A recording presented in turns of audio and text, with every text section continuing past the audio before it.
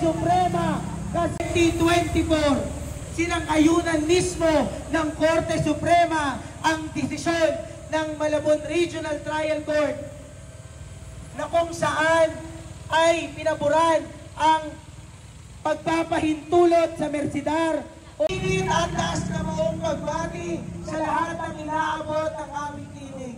Ngayong araw, 300 at higit pang mga mangingisda ang kasama nating nagmarcha na patungo rito sa Korte Suprema na kung saan ay sama-sama natin igigilid at ipaglalaban ang ating karapatan sa 15 kilometrong municipal fishing water. Karapatang patuloy na kinukuha, patuloy na inaagaw at patuloy na nilulustay ng mga dampuhalang komersyal na kamalakayan. Ang isda.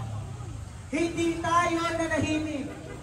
Nagsampa tayo ng motion for reconsideration. At sa pinakahulingang update, maging tina-Atty. Christian Monson at Bishop kilometro